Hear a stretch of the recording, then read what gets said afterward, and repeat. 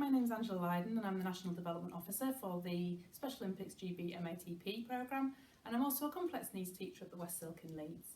In this video I'm going to look at mobility and the certain aspect of mobility, rolling. There are different aspects to rolling. There is simply rolling over and over, and also rolling from front to back, which is easier than rolling from back to front. I'll give you an example.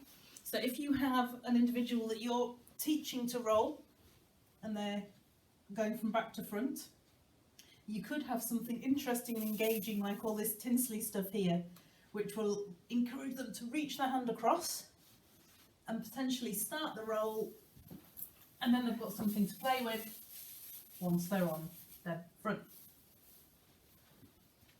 So that's a good thing to have for rolling.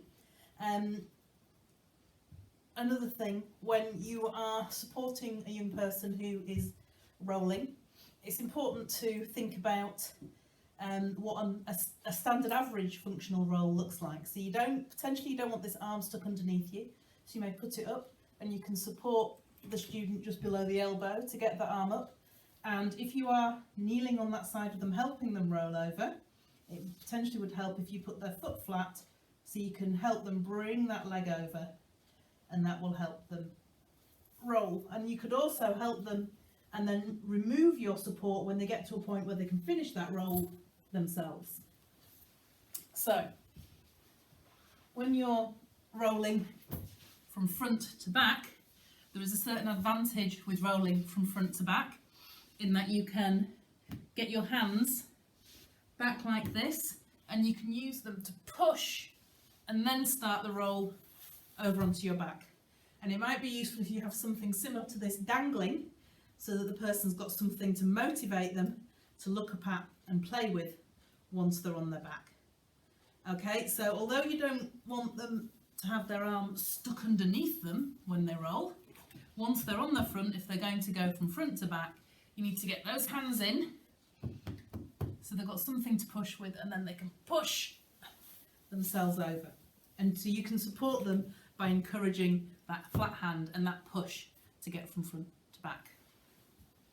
Something else that can support rolling is using a big wedge like this. This is from a mainstream PE catalogue, and it's designed for assisting mainstream primary school students to learn how to do forward rolls. I found it really useful in class for helping my students learn how to roll with a little bit of help from gravity.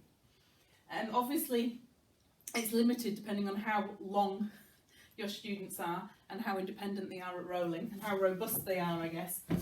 So quite simply, you would start at the top, and then once they start the roll, they can roll independently as gravity helps them go down the slope. So there are some ideas for rolling.